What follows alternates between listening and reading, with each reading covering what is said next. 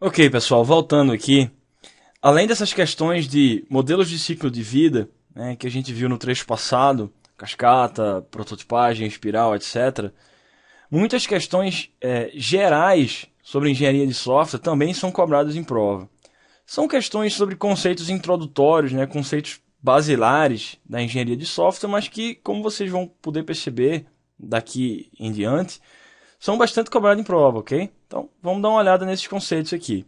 Por exemplo, o que é um modelo de ciclo de vida ou um modelo de processo de software? É exatamente o que está sobre isso que está versando essa questão 51 aí do TRE da Bahia. Então, olha só.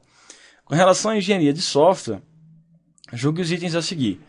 Um modelo de processo de software, também conhecido como modelo de ciclo de vida, tá, pessoal? Modelo de desenvolvimento de software, modelo de processo de software, modelo de ciclo de vida, tudo isso é sinônimo, ok? Então, um modelo de processo de software consiste em uma representação complexa de um processo de software apresentado a partir de uma perspectiva genérica. Eu já falei sobre isso no trecho passado, né? Que eu falei, a gente vai se livrando dessas revisões e aí a gente pode dar mais velocidade nas nossas questões, que eu já falei sobre isso no trecho passado. Está errada essa questão. É exatamente o contrário. Um modelo de ciclo de vida ou modelo de processo de software, na verdade, consiste numa representação simplificada de um processo de software apresentado a partir de uma perspectiva específica e não genérica. Como está falando a questão está toda trocada, está errada. O que quer dizer isso, pessoal? Quando eu digo um modelo de ciclo de vida ou um modelo de processo, ele apresenta um processo de software a partir de uma perspectiva simplificada. Por que tem que ser uma perspectiva simplificada? Porque para você desenvolver software, existem N fatores envolvidos, N atividades que você precisa executar, papéis, responsabilidades, artefatos que são gerados, enfim, etapas que devem ser seguidas.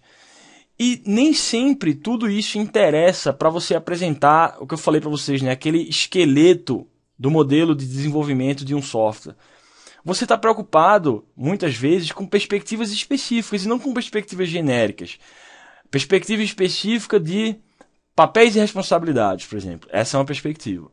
Perspectiva específica de atividades que são executadas em sequência. Essa é outra perspectiva. São perspectivas específicas e não genéricas, como a questão falou. E tudo isso, na verdade, você utiliza para representar o processo de software através de uma ótica simplificada. Na verdade, consiste em uma representação simplificada de um processo de software, não uma representação complexa. O que é que eu quero dizer com representação simplificada? É uma representação onde ela foca somente no que é essencial. Ela abstrai todos aqueles detalhes que não são importantes para representar esse esqueleto do processo e foca somente naquilo que é essencial, certo?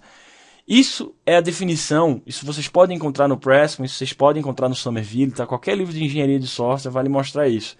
Essa é a definição de um modelo de processo de software, ou modelo de ciclo de vida, ok? Uma representação simplificada do processo de software, apresentada a partir de uma perspectiva específica e não genérica. Falsa essa 51, ok?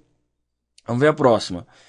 Entre os desafios enfrentados pela engenharia de software estão lidar com sistemas legados, atender a crescente diversidade e atender às exigências quanto a prazos de entrega reduzidos. Isso é óbvio, né, pessoal? É o que eu falei. Questão meio geral, assim, né? Não é sobre um assunto específico da engenharia de software. Na verdade, é sobre a própria engenharia de software e os desafios que ela precisa enfrentar.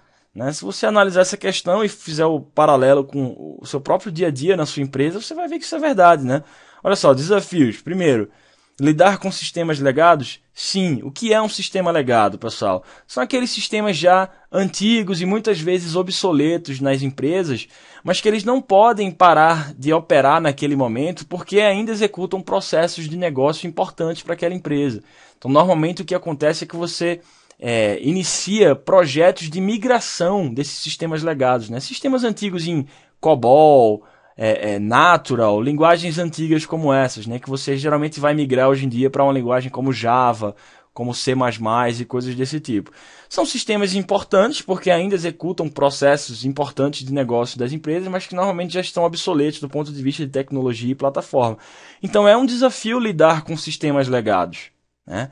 Lidar com isso, esses sistemas que ficaram na sua empresa, porque apesar deles continuarem sendo importantes para suas empresas, eles são desenvolvidos ou foram desenvolvidos em plataformas já desatualizadas. Então é difícil você encontrar profissionais para dar manutenção naquilo, é difícil você encontrar ferramentas adequadas para esses sistemas e coisas desse tipo. Certo? Então é um desafio. Segundo desafio que a questão fala, atender a crescente diversidade. Lógico, né? Diversidade de quê, pessoal? De tecnologias, de frameworks, de plataformas, de ferramentas. Então, quanto mais diversidade você tem no mundo de TI, digamos assim, tudo bem, é melhor porque você tem mais opções, mas ao mesmo tempo é um desafio porque você tem que integrar tudo isso, certo? E que mais? Atender às exigências de prazos de entrega reduzidos, ou seja, você tem pouco tempo para fazer muita coisa. É um desafio? Lógico que é, né, pessoal? Verdadeira S52 aí do TRE da Bahia. Vamos lá. Continuando aqui ainda nessa mesma prova, olha só. Teve umas questões interessantes. Em uma visão restritiva, muitas pessoas costumam associar o termo software aos programas de computador. Software não é apenas o programa, mas também todos os dados de documentação e configuração associados, necessários para que o programa opere corretamente. Essa definição aí, pessoal, que está no comando dessa questão, é diretamente tirada do Pressman, certo? Essa é a definição do Pressman, né? O que é software para o Pressman? É software e a documentação associada. Isso aqui é um sistema, né? um software para o Pressman. Não é só o código-fonte, mas também a documentação que é entregue junto dele. Bom, a respeito da engenharia de software, então, julgue os itens de 61 a 65. Vamos lá, a gente vai fazer alguns desses itens aqui, tá? Não todos. A engenharia de software está relacionada com todos os aspectos da produção de software, desde os estágios iniciais de especificação do sistema até a sua manutenção, depois que este entrar em operação. A engenharia de sistemas diz respeito aos aspectos de desenvolvimento e da evolução de sistemas complexos, nos quais o software desempenha um papel importante. Veja, quem já viu os meus cursos de engenharia de software, questões da FCC, por exemplo, eu já falei isso várias vezes lá, já falei isso nas nossas aulas teóricas, que é o seguinte, é exatamente o que essa questão está cobrando aqui.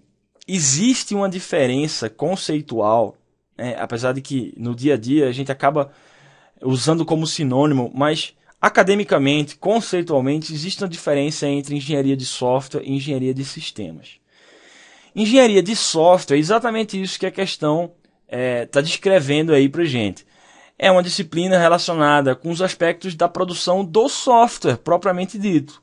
Desde os estágios iniciais, né, onde você está especificando o software, você está levantando requisitos, fazendo análise de projeto, até estágios mais para frente, onde você cuida da operação e manutenção desse software. Mas veja, você está percebendo que engenharia de software lida exclusivamente com software. Agora, a engenharia de sistemas é algo maior, pessoal. É algo que está mais próximo do mundo real. O software, ele está mais próximo do mundo computacional. Quando a gente fala em engenharia de sistemas, é algo que está mais próximo do mundo de negócio, do mundo real, do domínio que você está modelando. É exatamente isso que a questão está dizendo. Diz respeito aos aspectos de desenvolvimento e evolução de sistemas complexos, nos quais o software é uma parte desse sistema complexo. Desempenha um papel importante como parte desse sistema complexo. Então, na verdade, engenharia de sistemas inclui software, inclui hardware, inclui outros processos, outros sistemas que se comunicam com esse sistema que você está modelando. Acho que eu já falei isso várias vezes no nosso curso teórico, tá? Não vou nem voltar lá no slide teórico. Tem no material teórico aí que está sendo disponibilizado para vocês. Logo no início, olhem nos slides. Eu falo sobre engenharia de software e engenharia de sistemas, mas a diferença é basicamente essa. Engenharia de software é só o código, é só o software mesmo. Engenharia de sistemas é algo maior, que inclui software, hardware, sistemas integrados, outros processos e assim por diante, né? Que a questão está chamando de sistemas complexos, nos quais o software é uma partezinha desse sistema. Isso é que a gente chama de engenharia de sistema. Verdadeira questão. Exatamente isso que ela está dizendo. A engenharia de software lida com produzir software, especificamente. Engenharia de sistemas lida com coisas maiores, mais complexas. Tudo bem, existe o software ali dentro? Sim, mas é uma partezinha do sistema maior, mais complexo. Verdadeira essa 61. Cuidado com isso, hein, pessoal? De uns anos para cá, de uns 2, 3 anos para cá, virou uma coisa muito comum cobrar a diferença entre engenharia de software e engenharia de sistemas, né? De várias maneiras, né? As questões às vezes embaralham as definições para tentar confundir a sua cabeça e tal, mas é só você saber isso que eu acabei de falar, tá? Que engenharia de software é algo menor, trata só do software. Engenharia de sistemas trata de sistemas complexos que envolvem mais coisas. Mas verdadeira essa questão daí. Vamos ver a próxima. Na engenharia de software, baseada em componentes, na qual se supõe que partes do sistema já existam, o processo de desenvolvimento se concentra mais na integração dessas partes que no desenvolvimento a partir do início. Essa abordagem é baseada em reuso para o desenvolvimento de sistemas de software. Verdadeiro, né, pessoal? Eu sei que eu não falei aqui em desenvolvimento baseado em componentes e nem preciso falar para a gente resolver essa questão. Um desenvolvimento baseado em componentes é aquele onde você se baseia num repositório de componentes da sua empresa ou da sua organização, onde você já tem blocos de código prontos, com alta coesão, baixo acoplamento, né, com responsabilidades claras, os quais você pode sair integrando, né, meio que montando um quebra-cabeça para implementar as funcionalidades e os requisitos de um sistema que você está modelando. Você já pode se basear nesse seu repositório de componentes e sair reutilizando aquilo que já existe lá para implementar os requisitos que foram modelados no seu sistema. Exatamente isso que a questão está dizendo. Na engenharia de software, onde eu me baseio em componentes, onde eu estou supondo que algumas partes do meu sistema já estão feitas, já existem componentes que implementam aquelas partes, o processo de desenvolvimento ele se concentra mais em integrar essas partes do que desenvolver essas partes do zero. Isso é óbvio, né? Se concentra mais na integração dessas partes que no desenvolvimento a partir do início, claro. E já que eu estou reutilizando componentes do meu repositório que já estão prontos e disponibilizados para mim, essa abordagem ela é mais baseada no reuso para o desenvolvimento de sistemas de software? Sim. Verdadeira essa questão daí, pessoal. Vamos ver a próxima. Em estágio inicial do processo de licitação e análise de requisitos, deve-se decidir a respeito dos limites do sistema. Os requisitos não funcionais descrevem o que o sistema deve fazer, enquanto os requisitos funcionais estão diretamente relacionados às funções específicas fornecidas pelo sistema. Bom, tem um erro aí nessa questão, né, pessoal? Olha só, vamos ler com calma. No estágio inicial do processo de licitação e análise de requisitos, licitação e análise de requisitos, pessoal, nada mais é do que levantamento e a modelagem inicial dos requisitos, tá? Eu devo decidir a respeito dos limites do meu sistema, sim. Né? Quando eu levanto requisitos e delimito o escopo, né? Digo quais requisitos estão dentro e quais requisitos estão fora do meu sistema, eu estou delimitando o meu sistema, né? Decidindo a respeito dos limites dele. Aí ele diz, os requisitos não funcionais descrevem o que o sistema deve fazer? Falso. Falso. Tudo bem, eu sei que isso daqui é mais para aula de requisitos, mas como apareceu nesse bolo de questões aqui, eu resolvi tratar logo. Requisitos não funcionais a gente sabe que tem a ver com restrições, pessoal, qualidades, características específicas do nosso sistema. Os requisitos que descrevem o que o sistema deve fazer são os requisitos funcionais, certo? Que, por sinal, né, ali no final da questão, os requisitos funcionais estão diretamente relacionados às funções específicas fornecidas pelo sistema. Sim, está verdadeiro isso, realmente. Justamente porque eles descrevem o que o sistema deve fazer, os requisitos funcionais estão diretamente relacionados às funções específicas do sistema. Mas não os requisitos não funcionais, como a questão falou. Os requisitos não funcionais descrevem o que o sistema deve fazer? Não. Só falando dessa forma, dá a entender que está relacionado diretamente às funcionalidades, que a gente sabe que não é a característica do requisito não funcional. O requisito não funcional normalmente tem a ver com restrições do nosso sistema. Certo? Falsa, né? Errada, essa questão 63. Beleza? Vamos lá, umas questões recentes aqui desse ano, pessoal, de 2013. Olha só. Com relação ao ciclo de vida de software, julgue o item subsequente. Vamos lá. No ciclo de vida de software, a estrutura de dados, a arquitetura, os detalhes de procedimentos e a caracterização da interface são atributos da etapa de análise e engenharia de software. Bom, o que está perguntando, pessoal? Tem algumas atividades, principalmente aquelas relacionadas à arquitetura, né, onde eu vou modelar as minhas estruturas de dados. Se eu vou usar uma fila, se eu vou usar uma pilha, se eu vou usar uma árvore. Né?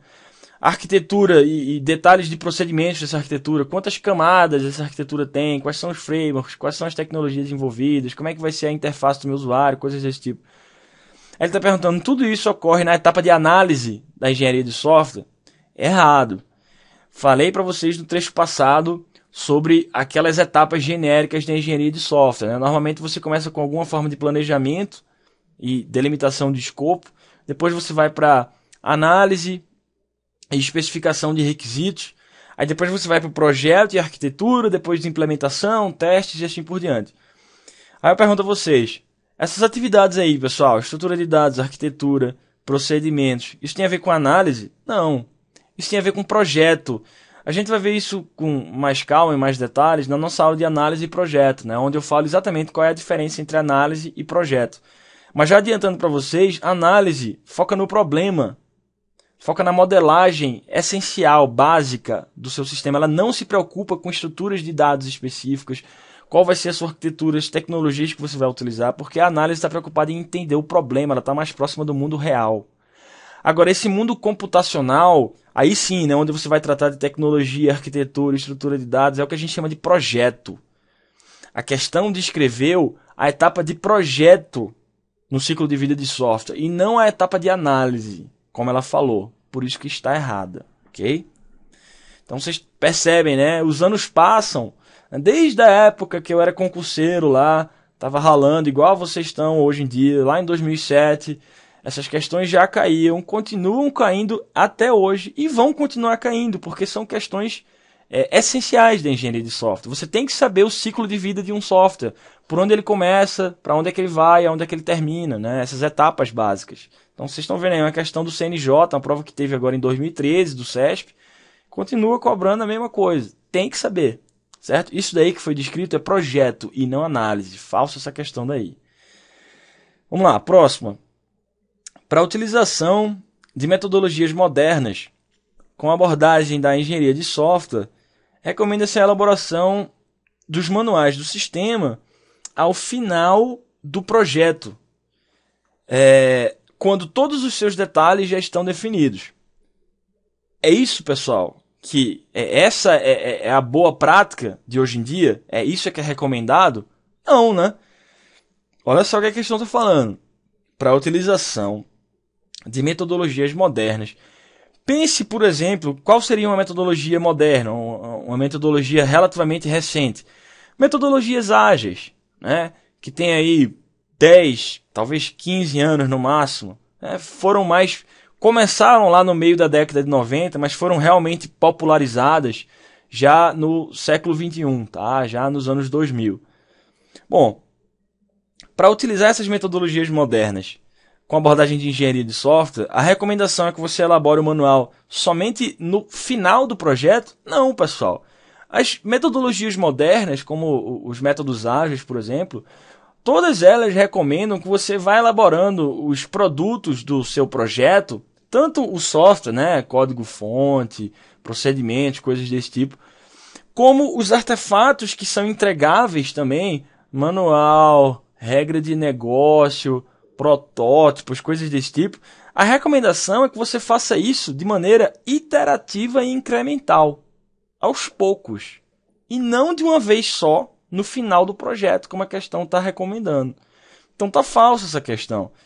Nas metodologias modernas, a recomendação é que você elabore os manuais do sistema, assim como outros artefatos do seu sistema, de maneira iterativa e incremental, aos poucos, e não somente ao final do projeto.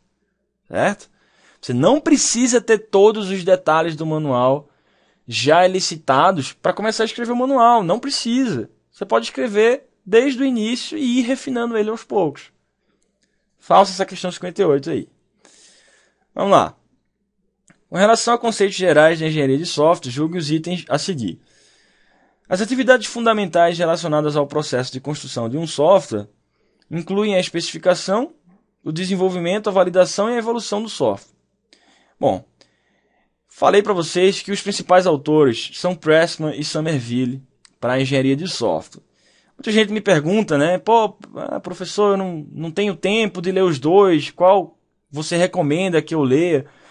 Bom, aí é questão de gosto, tá? O ideal é que você leia os dois. Se você me perguntar qual é o ideal, meu, eu quero realmente ter máxima segurança em engenharia de software. O ideal é que você leia os dois, do começo ao fim de preferência. Só que eu sei que isso talvez não seja realista para a maioria de vocês, porque vocês têm 1000 coisas para estudar, né?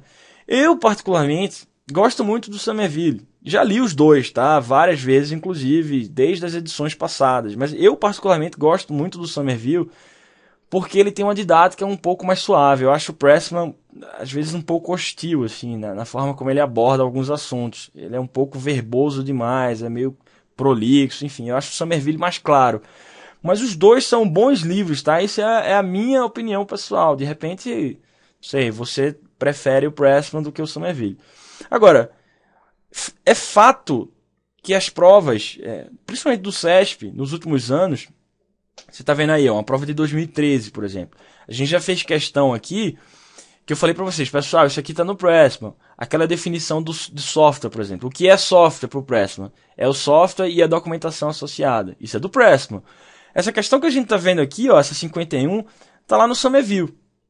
Então, eu fico meio que numa sinuca, né? Quando os alunos me perguntam, mas professor, se você tivesse que escolher um livro, você escolheria qual? Cara, é aquela história. Os dois livros caem em prova.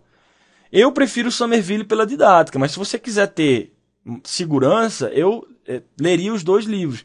Essa questão 51 tá verdadeira, tá lá no Somerville. São atividades fundamentais relacionadas ao processo de construção de um software. Vou até mostrar aqui para vocês, ó, já até sublinhei para vocês. Na página 28 aí, ó, do Somerville, do capítulo 2, isso aqui é a edição mais nova, tá, pessoal? A 9ª edição do Somerville. Tá aí, grifado em amarelo para vocês, ó. Ele tá falando ali, ó, existem muitos diferentes processos de software, mas todos devem incluir 4 atividades que são fundamentais para a engenharia de software. Aí ele fala, ó, Software Specification, né, especificação do software, que aí trata sobre as funcionalidades do software e as restrições que devem ser definidas sobre as suas operações. Projeto e implementação, né, Software Design and Implementation, ou seja, o software deve atender às suas especificações, né.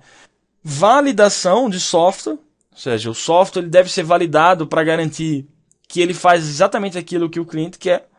E a evolução do software, que nada mais é do que a manutenção, né? Ele deve evoluir para atender às necessidades que estão sempre mudando do seu cliente. É só isso. É relativamente simples, mas se você não leu o Somerville, ou pelo menos, né, não deu uma passada aqui nesse capítulo, ou você vai chutar a questão, ou você vai deixar em branco, né? Porque fica realmente difícil de você deduzir do nada, assim. Então, voltando aqui para a nossa questão, é verdadeira, né? De acordo com o Somerville, as atividades fundamentais relacionadas ao processo de construção de um software incluem realmente essas 4 atividades: especificação, projeto e desenvolvimento, né? Que ele falou só desenvolvimento aí, ok. Validação e evolução do software, verdadeira essa questão daí. Está na página 28 do capítulo 2 do livro do Somerville, 9ª edição. Né? Então, fica essa dica aí para vocês, pessoal. Eu devo estudar o Pressman ou o Somerville? Bom, aí eu estudaria os dois, mas se você só tem tempo de estudar um deles, né, é melhor do que nada. Estude, você vai conseguir acertar muitas questões, mas infelizmente as bancas têm variado na cobrança de um autor e às vezes do outro, certo? Próxima questão. A engenharia de software engloba processos, métodos e ferramentas. Um de seus focos é a produção de software de alta qualidade a custos adequados. Olha só que interessante, pessoal. Essa questão daí é da mesma prova que a questão passada, tá? Questão 51, questão 52 do TRT da 10ª região. É a mesma prova, no mesmo bloco de questões. A 51, né, que está falando sobre aquelas atividades fundamentais, a resposta está no Somerville. A 52 está no Pressman. Então, veja, eu sei que é uma coisa meio cruel, mas na mesma prova, da mesma banca, no mesmo bloco de questões, uma questão utilizou o Somerville, a outra questão utilizou o Pressman. tá verdadeira essa 52? Vocês podem encontrar a resposta a essa questão na página 14 do Pressman. Vou mostrar para vocês agora, olha só. Bom, tá aí, né? Vocês estão vendo aí na tela, página 14, capítulo 1 do Pressman, né? Já é outro livro, já é outro autor. Tá falando exatamente sobre esses elementos que foram citados na questão. Ó, vou ler de novo a questão para vocês. A engenharia de software engloba processos, olha só, process ali, ó, métodos, olha só, a camada ali de methods, e ferramentas, a camada mais superior aí, ó, tools, ferramentas. E um de seus focos, juntando processos, métodos e ferramentas, é atingir ou produzir um software de alta qualidade, que é exatamente a camada mais de baixo aí que vocês estão vendo na tela, ó. Quality focus, né? Um foco na qualidade. Um dos seus focos é a produção de software de alta qualidade. Verdadeira questão. Então, veja como é complicada a vida do concurseiro nos dias de hoje, né? Não basta você ler um livro ou outro. Você tem que dar uma olhada geral nos principais autores, pessoal. Isso vale para engenharia de software, isso vale para redes. Eu não sou especialista de redes, né? Isso é mais a praia do Walter. Mas com certeza vocês devem ter percebido que tem coisa que é tirada do Tannenbaum, tem coisa que é tirada do Kurose, tem coisa que é tirada do Stalin, enfim, é a mesma coisa. Então você tem que dar uma olhada em todos esses livros aí para ter um conhecimento mais abrangente, certo? Bom, era só essa dica que eu queria deixar para vocês. A questão em si ela é relativamente fácil, tá, pessoal? Uma questão, como diria um professor meu, do tipo olho viu, né? Ou você sabe ou você não sabe. Tem que saber o autor correto para estudar. Vou até voltar nela aqui para a gente confirmar, olha só. Então, ó, a engenharia de software engloba processos? Sim. Métodos também. E ferramentas? Sim. Todos esses três elementos, processos, métodos e ferramentas, juntos têm um foco na qualidade, né, de atingir e produzir um software de alta qualidade? Sim, está na página 14 do Pressman, para quem quiser saber mais sobre isso, tá? Processos, métodos e ferramentas. Eu também falo sobre isso daí no nosso curso teórico, né? As ferramentas, elas apoiam, né? Elas dão o apoio automatizado ou pelo menos semi-automatizado às outras camadas. Os métodos, eles descrevem a maneira como você executa as atividades, né? Ou seja, o passo a passo. É que ele chama, o Pressman chama de technical know-how ou how-to, alguma coisa desse tipo. Ou seja, é como você executa tecnicamente certas atividades. E os processos são os elementos que dão a liga, né? Eles integram métodos, ferramentas, atividades e dão um sequenciamento lógico a tudo isso daí, certo? Depois deem uma lida lá no Pressman com calma. A questão simplesmente perguntou se essas coisas existem. Elas realmente existem, né? A engenharia de software realmente engloba tudo isso. E tudo isso, utilizado de maneira racional, tem como foco a produção de software de qualidade. Verdadeira, essa 52 é isso, está lá no Pressman, página 14. Beleza, pessoal? Bom, vou ficar por aqui, a gente volta aqui no próximo trecho, mais questões de modelos de ciclo de vida e essas questões mais gerais da engenharia de software, ok? Estudem Pressman, estudem Somerville.